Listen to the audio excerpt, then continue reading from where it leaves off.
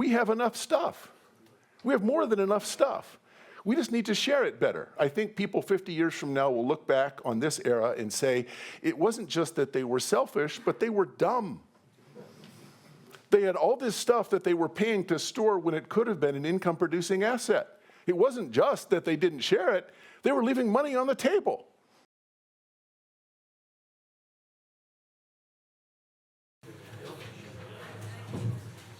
Ja, vielleicht mit einer Minute Verspätung für die, die zuerst in der Meise gelandet sind.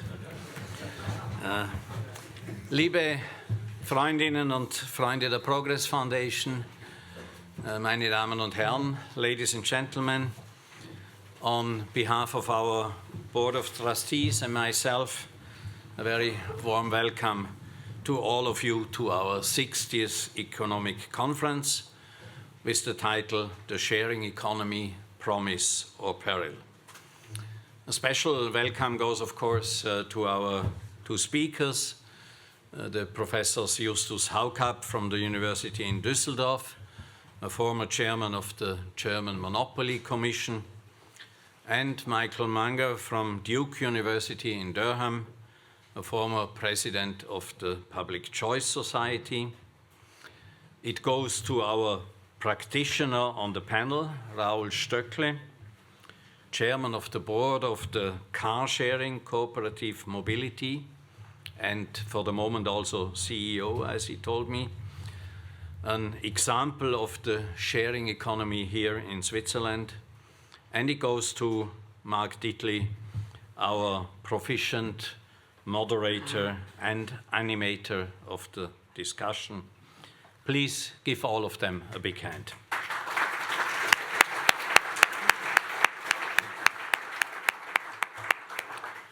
Ich gebe zu, meine Damen und Herren, dass ich, als wir das Programm für diese 60. Economic Conference unter Dach und Fach hatten, etwas Bauchweh hatte. Würde das Thema genug Interesse wecken und würden unsere Redner, beide, wie Sie dem CV entnehmen können, herausragende Vertreter ihres Fachs in den USA bzw. in Deutschland und wichtige Stimmen im wirtschaftspolitischen Diskurs hierzulande genügend Attraktion ausüben.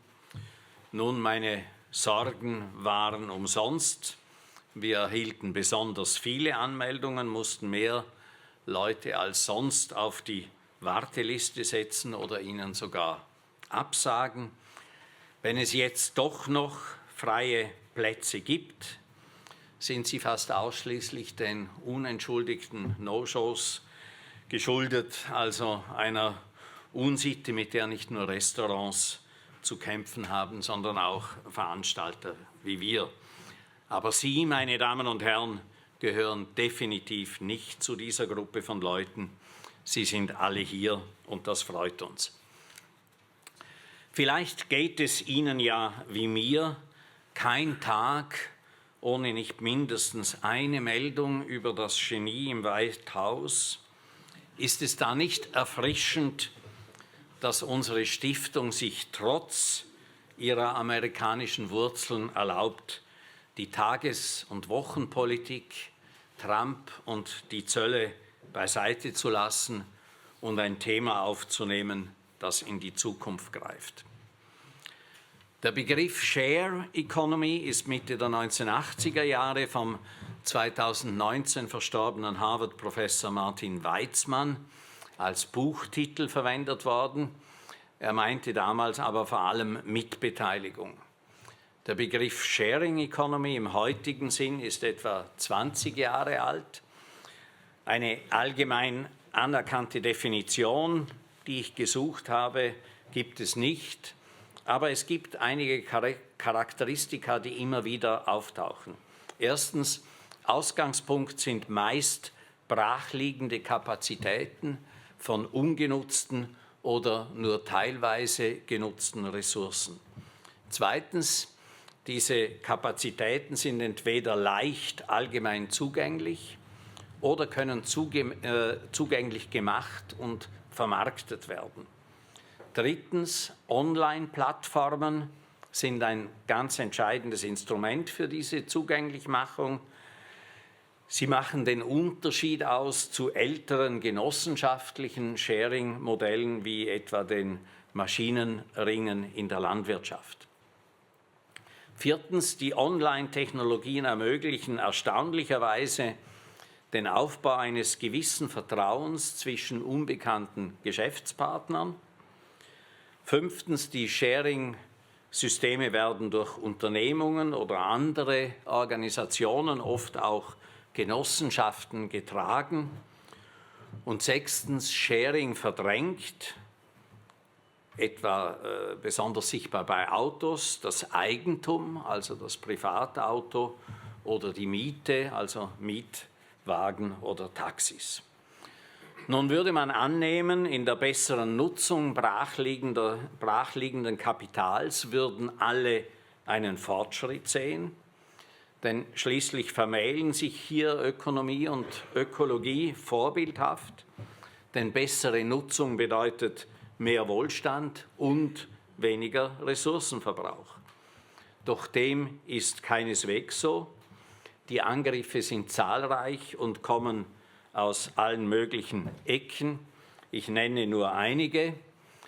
Ungenügende Regulierung und daher unfairer Wettbewerb, Ausbeutung der Anbieter, zum Beispiel der Uber-Fahrer, Verschärfung der Wohnungsnot durch Airbnb, überhaupt Belastung der Umwelt durch Belebung des Geschäfts durch diese Modelle, oft Nichtdeklaration der Steuern, Missbrauch der vielen anfallenden Daten und überhaupt Kommerzialisierung sozialer Handlungen wie einer Mitfahrgelegenheit, die man früher einfach gratis angeboten hat. We hope, ladies and gentlemen, to get clarification on some of these aspects today. As always, we start with our guest from the US, who raises questions of regulatory policy and economic philosophy, such as what effect sharing has on the role of private property.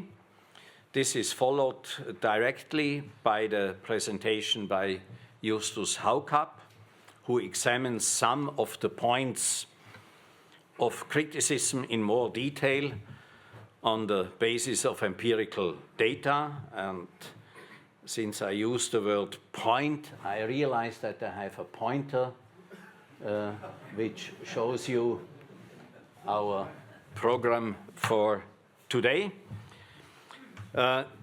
The two speeches will be followed by the discussion chaired by Mark Dittli with the speakers, with Dr. Raoul Stöckle, and as a representative of our foundation, with Dr. Konrad Hummler.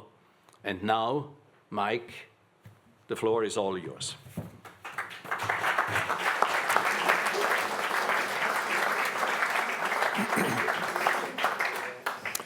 Well, thank you. Thanks so much. I wanted to make 2 points at the outset.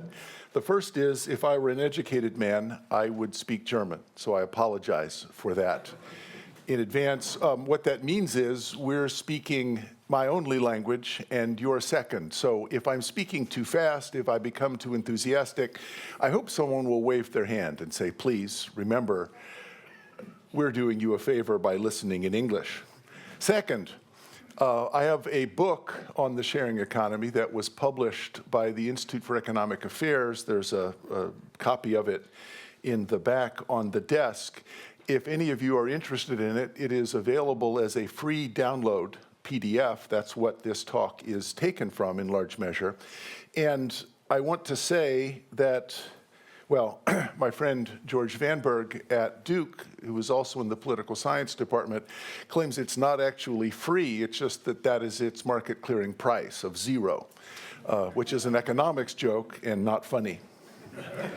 So I'm going to show that economics jokes are generally not funny over the next 20 minutes in several instances, but let me begin.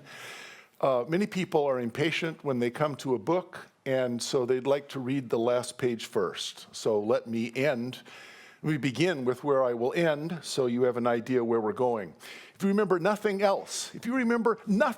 else about what I'm going to say today.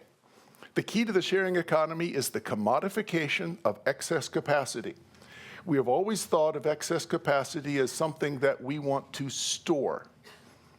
The sharing economy prices that and allows it to become an income-producing asset, an asset that produces an income stream.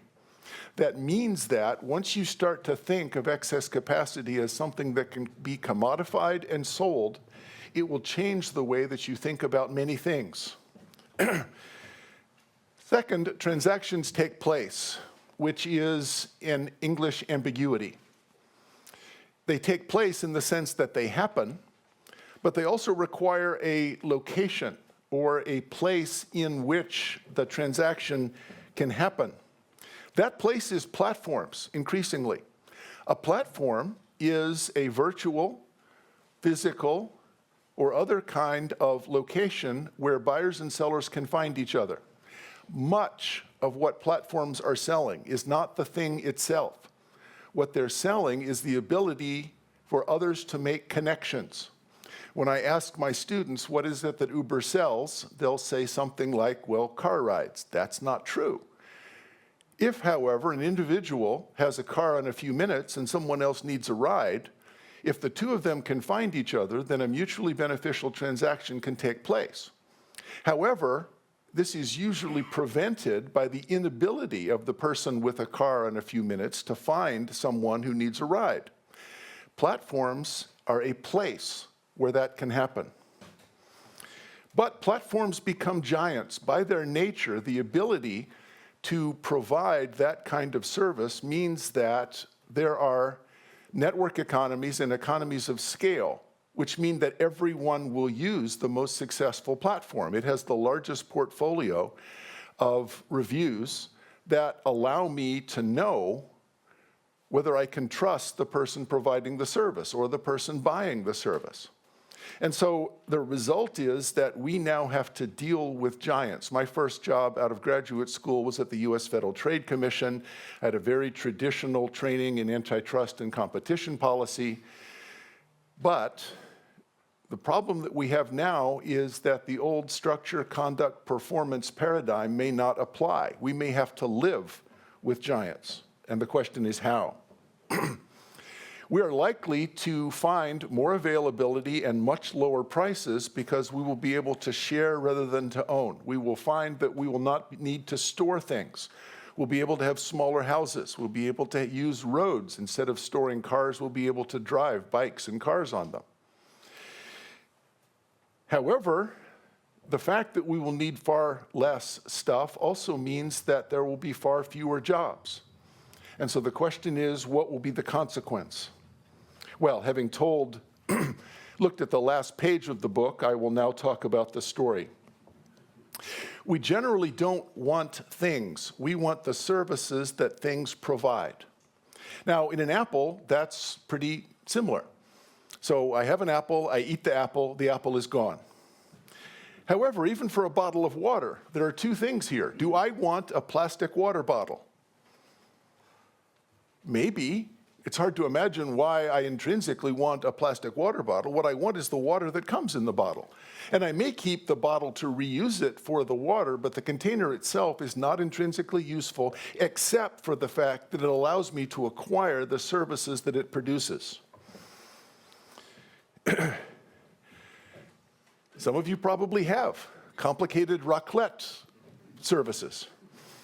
Do you actually want those things?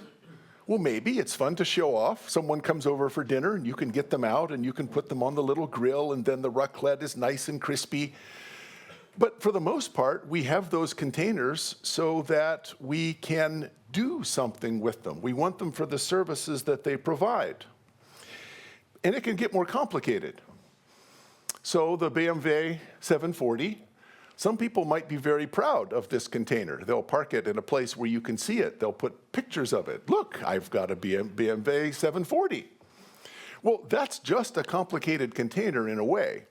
Now, we have attached significance to it because it is important as a sign of wealth and power to have such a car. But the fact is, what we want is to be able to go from one place to another very conveniently. Question is it better to rent or to own? Is there some way to commodify this excess capacity? I myself am embarrassed to admit I have a BMW 330. It occupies a very important place at my house in the garage. A lot of storage is spent on it. I was an administrator at Duke University, which means that I have the parking space of God. Administrators say they care about salary, but they actually care about parking. That's the real sign of academic significance. And the truth is that that parking space is sitting right now empty because my car is not in it. We're paying an enormous amount to store things that we don't use. I have a tuxedo. I wear it about twice a year. It makes me look much better, I'm told by my wife. You look good in that, but there are very few occasions to wear it, and so I pay to store it. And power tools, and this is something that I'll come back to, but power tools are something that we use relatively rarely. I do not want a drill. What I want is 2 holes in this wall right now. I do not want a drill. I want 2 holes in this wall right now. The easiest way for me to acquire that is to own a drill, unless it isn't, unless that's not the easiest way. It's not a given that that's the easiest way to acquire that. Well, in physics, a big problem of understanding dynamic systems is friction. In economics, the problem is understanding transaction cost. Adam Smith himself said famously, the real price of everything is the toil and trouble of acquiring it. Now, by toil, he meant the amount of labor needed to get the money to buy it. But trouble is the cost of actually affecting the transaction. And it's a kind of friction. It might be that you and I could engage in a mutually beneficial transaction, but the transaction cost of negotiating, paying, delivering, and trusting one another swamp the value proposition that otherwise would allow us to exchange. Now, business people understand they often face a make or buy decision. Is it better for me to make this thing or to buy it? And that choice among business people is one that can make the difference between making a profit and a loss. There may be another alternative, to rent. Well, one of my dissertation advisors was Douglas North, who his answer to every question was transaction cost. In my dissertation defense, he asked a question, I started to answer it. After a while, he interrupted, put his hand up, and used in a voice you might use to address a well-loved but not terribly bright child. Michael, the answer is transaction costs. And it turns out for Doug North, the answer to every damn question is transaction costs. It actually made it very simple, because if he asked the question, you could, well, transaction cost. Yes, that is correct. Well, we can actually test this. Ronald Coase famously asked the question, if markets are so great, why are there firms? After all, economists talk about how the price mechanism organizes economic activity. Well, if markets are so great, why are there firms? Transaction costs. Yes, using markets is expensive. So if I'm on a production line, I don't put another bolt in the fender of the car and then go to eBay to auction it off to whoever's going to put the next step on the production line. It is a command economy. It's a small command economy. And the question is, what determines the boundary between giving orders and buying on the spot market? And the answer is transaction cost. Now, Coase was resistant to defining transaction cost, and I tried to find a way that is more intuitive. I have argued that there's 3 categories: triangulation, transfer, and trust. Triangulation is finding information on location and price. Transfer is delivering the item and receiving payment reliably. And trust is assuring performance. So if you can do those 3 things, you enable a lot of transactions that otherwise would be blocked. So why do we own? Ronald Coase, if he were alive today, would probably ask a different question. Not, if markets are so great, why are there firms? Coase would ask, why do we own rather than rent? It's the same answer. It's still transaction cost. We're going to rent when the transaction costs are lower. It just doesn't happen very often. Owning internalizes the 3 T's. So just as a firm internalizes the 3 T's, owning rather than renting internalizes the 3 T's. I can find the thing because I own it. Now, sometimes I lose it in my closet, I admit. So it may be difficult to find because my closets have so much stuff in them. I'm storing so much stuff in my house, it may be hard to find, but I know it's here somewhere. There's no delivery, return, no payment, so I don't have to worry about transfer. And I trust myself generally not to steal or damage the item. Now, I may be wrong about that, but it's more likely that I will be careful with it than someone who borrows it. If someone borrows it or rents it, they're less likely to be careful than they are if they own it. So an example, and this is well known to members of the panel. Transportation. If I own a car, it internalizes transaction costs, but there's capital, storage, service, many costs. Now, some of these costs are social. In New York City, I often find myself on a 3-lane road, and traffic is not moving. In the middle lane, it's because there's a lot of other cars that are waiting for a light. On the outside 2 lanes, it's because they're empty. They're parked. Some of the most expensive real estate in the world is being used to store empty cars. And the reason is, according to residents of New York, God gave them the right to park for free on the street in their neighborhood. It's an outrage. There's no reason why that would be true. These implicit grandfathered property rights actually have no place in a modern economy. If people had to pay market prices for parking, we would very quickly find that we would have a different system. So some of those costs are social. We can use mass transit. Now, there's convenience, large fixed and collective costs. There's a lot of social costs to set up. Or we could rent. Now, renting a car can be difficult. I have to admit I have a policy, and that policy is that when I travel to another country, I never buy a car. It's an economics joke. I rent. It's very difficult to buy and then resell the car, so I rent it.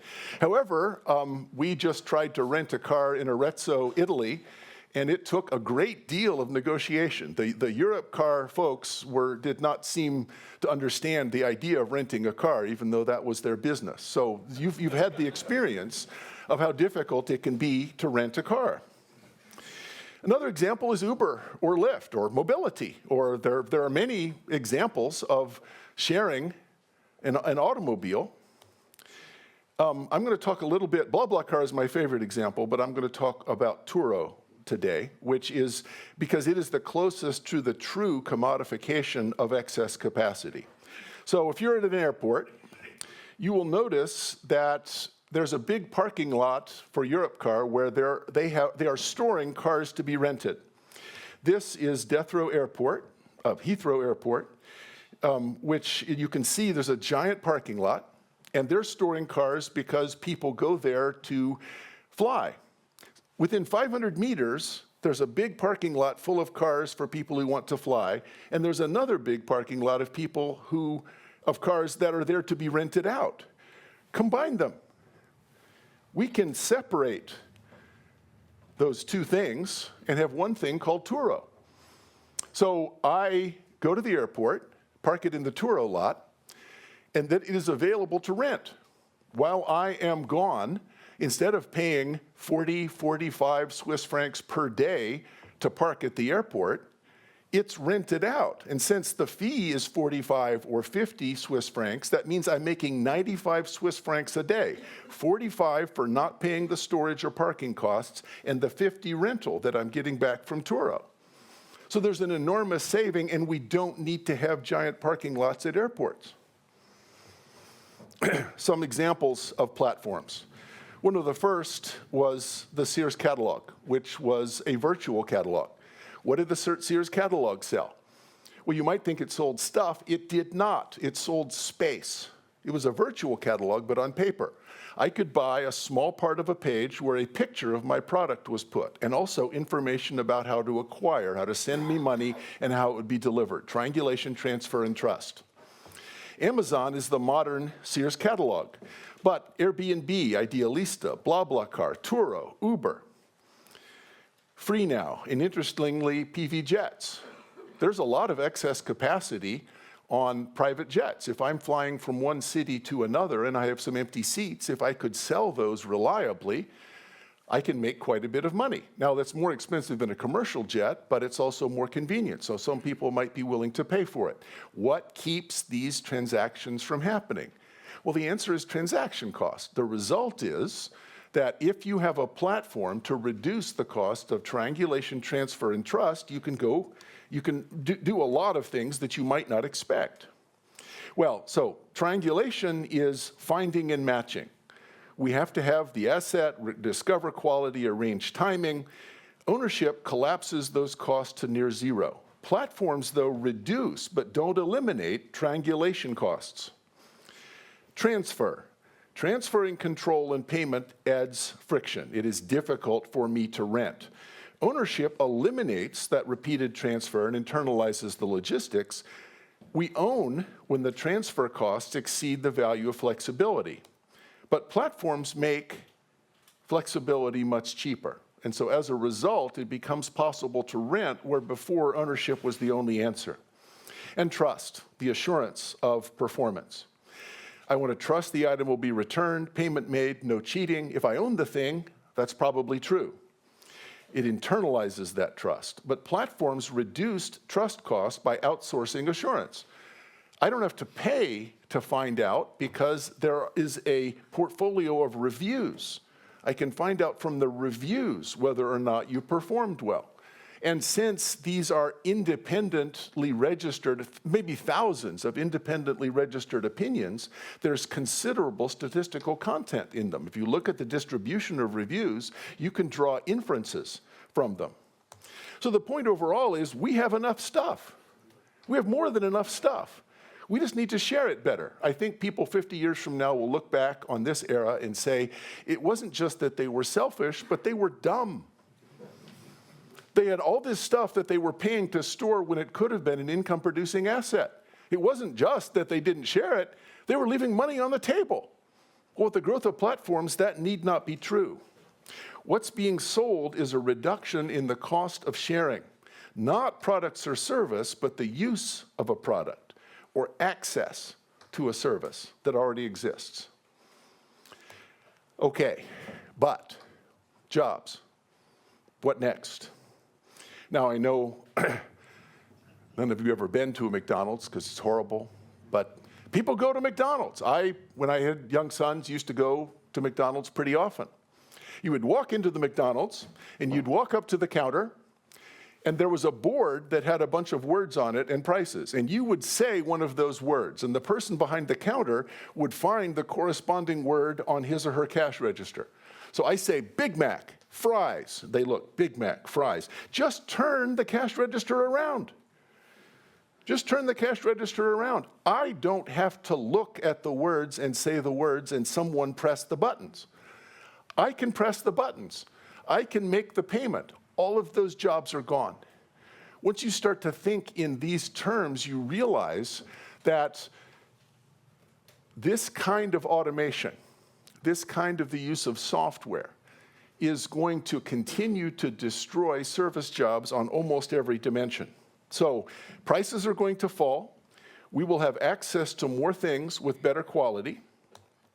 Wages will fall. Many current jobs will simply disappear. There's going to be sharp stratification, rapidly accelerating between those who benefit and those who are left behind. And now I want to come back to the drill example for just a moment. So this isn't really an economics joke, it's just a bad joke. So the drill example is a bit too far. The bit is part of the drill. Still not funny. But so imagine that I need 2 holes in this wall right now, and I know that I am part of the sharing economy, and so I pull out my phone and I go to Uber. And you say, wait, Uber? Why? Uber is a delivery company. It's not a delivery of humans. Uber is a delivery company for anything. Uber is the main competitor to Amazon over the next 10 years because Uber can deliver things to be rented. So I go down on the Uber page and I get power tools and I say I need a drill. An autonomous Uber car delivers a power drill to a smart pod in front of my house. My phone buzzes, I go out to the smart pod, I drill 2 holes in the wall, I put the drill back in the smart pod. Another Uber car picks it up and takes it on to its next use. That drill gets used 12, 15, 20 times every day. Power drills in the United States do not get used nearly that much. There are 120 million power drills in the United States. I have 4 of them. My wife often points this out as one of many outrages that, why do you have 4 power drills? Let me ask, what would you guess is the median lifetime use of a power drill in the United States? 120 million, rank them by lifetime use, so somewhere around 60 million. Answer is about an hour. Because if I use a drill for 3 or 4 minutes, that's quite a while. Now, there's a lot of people that use it a lot more, and there's some that use it less. That's what a median means. So about an hour. We have all these drills, and we're storing them for no particularly good reason. If that sharing or app scenario occurs, we'll only need about 6 million. They will be constantly in use. Some people will own tools, but they can rent those tools during downtime. And there will be design improvements in drills. They will be larger, they will be more durable, and they will have telemetry like an airline black box to be able to say the conditions under which they were damaged. So I will be able then to charge you if you damage this rental drill, because I'll be able to tell the conditions under which it was used. Most people will rent because use is so episodic. But then what will people do? If we need 6 million power drills and we have 120, over time, the number of drills we're going to make, and the reason I went a bit too far, is that that's true for almost everything you can think of. We don't need all the stuff that we have. We don't need to store all the stuff that we have, which means a huge decline in jobs and wages, but also a decline in prices. Now, economists have a concept called real wages that we try to use to adjudicate that. So real wage is my nominal wage divided by the price level. For many people, their real wages will go up. Prices will fall, but their real wages will fall by less or maybe even increase. Doesn't matter how much prices fall if you don't have a job. So this stratification is going to accelerate. So some analogies. Robots are to manufacturing jobs as platforms are to service jobs, as AI is to the professions. I've been teaching my students how to write. I may need to find a new job. So perhaps we can mitigate what can't be prevented. We can control the speed and scope with which this happens. We can reduce the precariousness that people feel. And we can understand the concern for concentrations of power. I was talking to some people before the talk. There are concerns about democracy, about society. I said that platforms become giants. Well, okay, but then what? So I think there is cause for cautious optimism, and I look forward to seeing if that view is corrected. Thank you.